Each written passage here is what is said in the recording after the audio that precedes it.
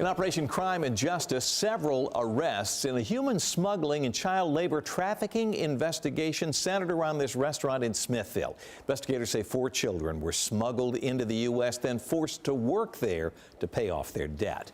Fox 17 News' Madeline Nolan's in Smithville, where experts say cases like this often hide in plain sight in small towns. Yes, Scott, this case centers around this restaurant and market where investigators say children were forced to work after being smuggled into the country. Authorities say it took one child to come forward for this case to break open. Investigators say 4 minor children, 3 boys and 1 girl, were smuggled across the border and brought to Smithville. Authorities say they were forced to work at Chabelita's restaurant and market to pay off smuggling fees and housing costs. This happens all the time, every day, in every corner of the United States. Former FBI agent Rob Chadwick, who has investigated human trafficking and cartel networks, says cases like this are not unusual in small communities. They tend to prey largely on these small communities for the very reason that these small communities are so, under-resourced from a, law enforcement standpoint. The investigation began in September after one of the children ran away and went to the Smithville Police Department, reporting she was being forced to work and controlled.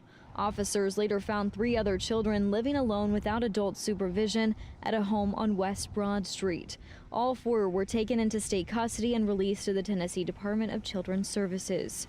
Chadwick says this case also shows how cartels use debt and fear to control victims and drive profits. These cartels are sophisticated business operations, and like anything, they're going to, utilize everything that they can to maximize their profits.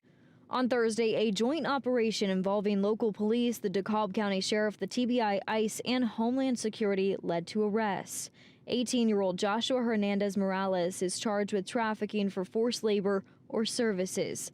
52-year-old Marcelino Diaz-Decena faces a weapons charge after investigators say multiple firearms were seized.